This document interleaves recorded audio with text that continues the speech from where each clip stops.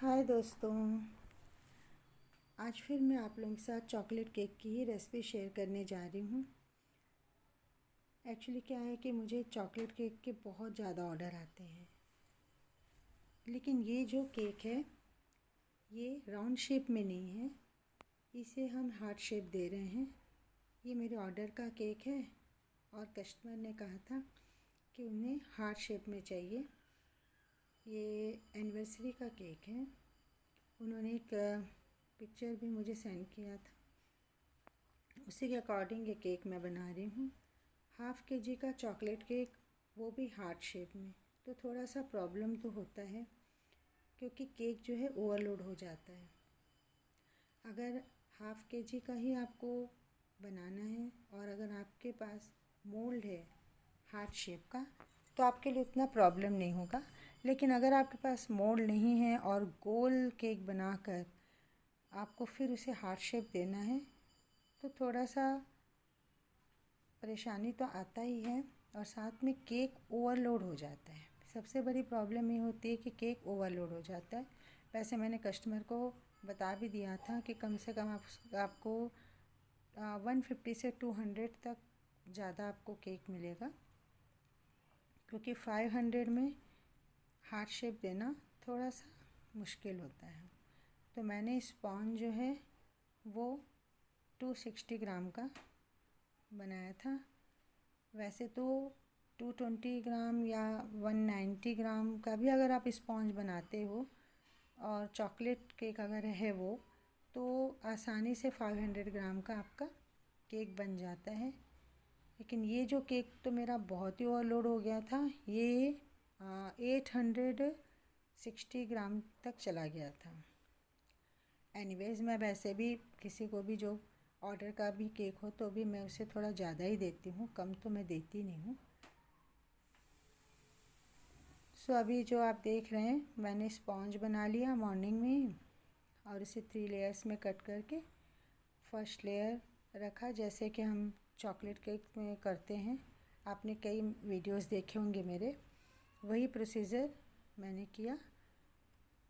Ganache जो है वो मैंने मॉर्निंग में ही बनाया था, क्योंकि इससे जो पिक्चर मुझे भेजा गया उसमें हाफ हार्ट जो है वो गनाश से कवर्ड है गनाश और चॉकलेट सेविंग से कवर्ड है।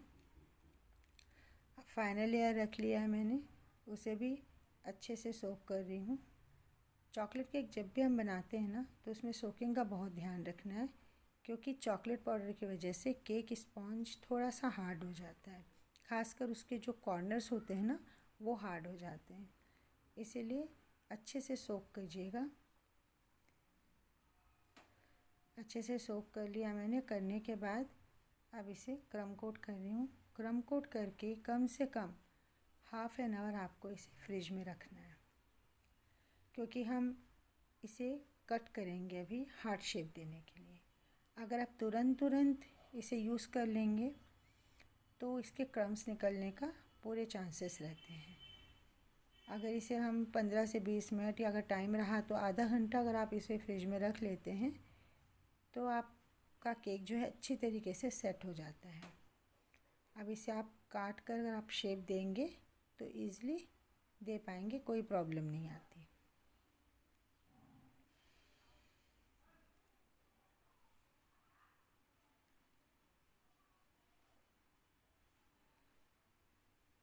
हाफ केक जो रहेगा ये चॉकलेट से कवर होगा और हाफ जो रहेगा उसे क्रीम से कवर करना था।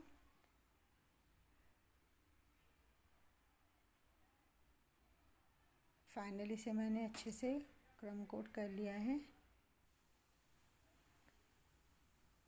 क्रम कोट करने के बाद अब ये फ्रिज में जाएगा और कम से कम 15 से 20 मिनट फ्रिज में रखने के बाद मैंने इसे निकाला है। अब आप देख रहे हैं हार्ट शेप देने के लिए हमें स्पॉन्ज पे मैंने सबसे पहले प्लस का निशान बनाया है। उसके बाद जो नीचे का पार्ट है उसे ट्रायंगल शेप में उसे काट लेना, हाफ ट्रायंगल बोल सकते हैं। उसे काट के उसे सामने की तरफ, जैसे कि हम टेडी बियर के कान बनाते हैं ना, लगाते हैं, वैसे ही इसे सामने की तरफ लगा लेना है। अब देखिए आ गया ना हार्ट शेप। लगाने के बाद इसे अच्छे से क्रीम से कवर कीजिए। ये कटने के बाद भी पता भी नहीं चलेगा कि हमने केक को काट के सामने की तरफ इसे जोड़कर शेप लाया है। अच्छी तरीके से ये सेट हो जाता है। अब इसमें प्रॉब्लम ये आती है कि जो हम गोल केक बनाते हैं या राउंड शेप का जो केक बनाते हैं, उसे ईज़िली हम उसे शार्प कर लेते हैं, क्लीनिंग भी ईज़िली हो जाता है क्रीम से। बट इसमें थोड़ा सा एजेस का ध्यान रखना पड़ता है। इसके एजेस को पर्टिकुलर क्लीन करना पड़ेगा। जहाँ जहाँ क्रीम कम लग रहा है या अनइवन दिख रहा है केक, वहाँ वहाँ मैं क्रीम से इसे अच्छे से कवर कर रही हूँ। साइड्स तो कवर हो चुके हैं, अब टॉप को अच्छे से कवर करना है क्रीम से।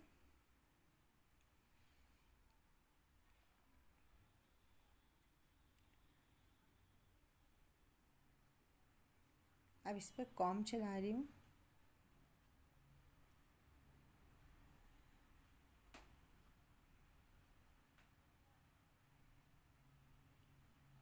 अगर आप जैसे एक बार कॉम्ब चलाते हैं, उसके बाद भी अगर पर्टिकुलर आपको डिज़ाइन नहीं आता है, तो आप उस पर 2-3 बार कॉम्ब चला सकते हैं।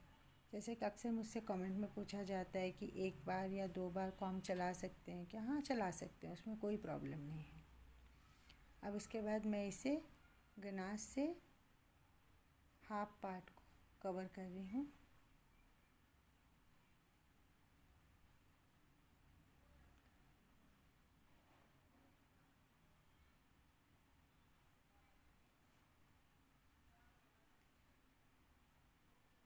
अगर आपका केक सेट है, आपने उसे जैसे फाइनल फ्रॉस्टिंग करने के बाद अगर आपने उसे कम से कम फ्रिज में 10 से 15 मिनट भी अगर आपने रख लिया, उसके बाद अगर आप उस पर गनाश यूज़ करते हैं या पोर करते हैं, तो आपको प्रॉब्लम नहीं आती है। अदरवाइज़ अगर हमने फ्रेशली अभी केक बनाया है, तुरंत फ्रॉस्टिंग किया है, उसके बाद तुरंत उस पर हमने अगर गनाश यूज़ कर लेते हैं, तो क्रीम और गनाश का मिक्स होने के चांसेस ज़्यादा रहते हैं। बहुत ही हल्के हाथों से हमें गनाश को क्रीम पर स्प्रेड करना होता है।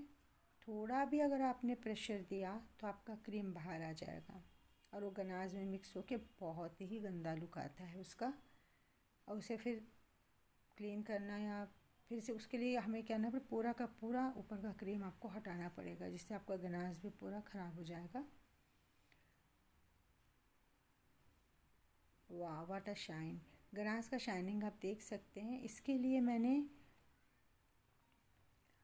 100 ग्राम डार्क चॉकलेट लिया था और उसमें मैंने 50 ml अमूल का फ्रेश क्रीम यूज़ किया है और 1 स्पून मैंने बटर का यूज़ किया है, अनसॉल्टेड बटर। सॉल्टेड बटर का यूज़ मत कीजिएगा, उससे केक में सॉल्ट आ जाता, बहुत टेस्ट बहुत ही बेकार लगता है, पूरा आपके केक के टेस्ट को ख़राब कर देगा। इसलिए अनसॉल्टेड बटर ही यूज़ कीजिएगा।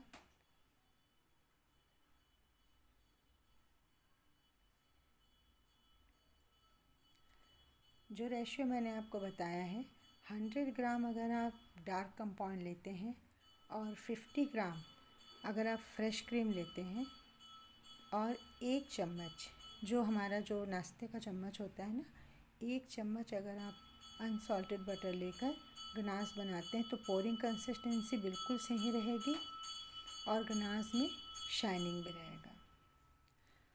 अब मैंने क्रीम में थोड़ा सा रेड कलर यूज़ किया है, बहुत कम, हाफ ड्रॉप मैंने जेल का रेड कलर लिया था, जो सुपर रेड कलर आता है जेल का, वही यूज़ किया है। और नोज़ल जो है वो मोदक नोज़ल यूज़ किया है।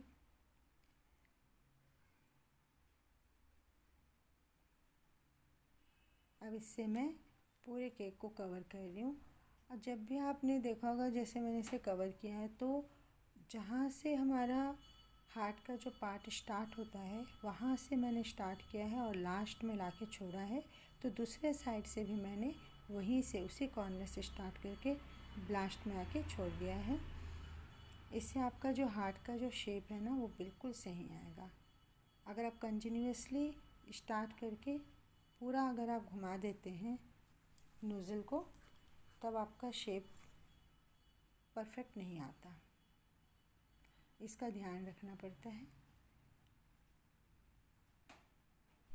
शेप तो हमारा परफेक्ट आ गया है। अब मैं इस पे चॉकलेट शेविंग्स डाल दी थी, उससे मेरा कैमरा ऑन नहीं था। अब इस पे चेरी से इसे डेकोरेट कर रही हूँ। पिक्चर में ऐसा ही डेकोरेशन था, तो सेम मैं वैसे ही बनाने की कोशिश कर रही हूँ। अब मैंने कुछ चॉकलेट के डेकोरेशंस बना के रखे हुए थे मेरे पास। लीफ वगैरह मैंने बना रखा था वाइट चॉकलेट से, उसे भी मैं साइड में रख रही हूँ। उसमें भी था लेकिन वो लीफ नहीं था, कुछ और डेकोरेशन था। मेरे पास जो अवेलेबल हुआ मैंने उसी को रख दिया। अब इस पे मैं एक रोज़ फ्लावर बना के उसे इंसर्ट कर रही हूँ। और ये भी डेकोरेशन मैंने मॉर्निंग में ही बनाया हुआ था, डार्क और वाइट चॉकलेट के कॉम्बिनेशन से। अब इसमें जैसे कि पिक्चर में था, इसमें लव यू लिखा हुआ था।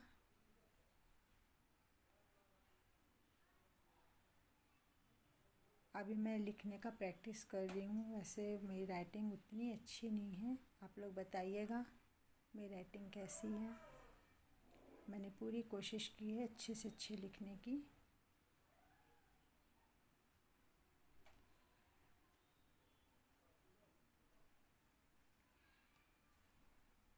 अब बताइए ये डेकोरेशन आपको कैसे लगा, प्लीज़ मुझे कमेंट कीजिए।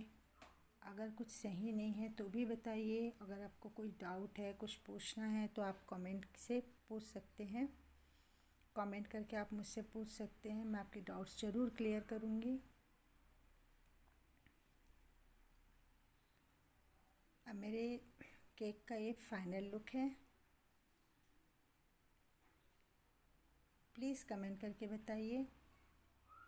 अगर आपको ये डेकोरेशन अच्छा लगा हो, केक अच्छा लगा हो, तो प्लीज़ मेरे चैनल को लाइक एंड सब्सक्राइब कीजिए और बेल आइकॉन को ज़रूर दबाइए। Thank you for watching.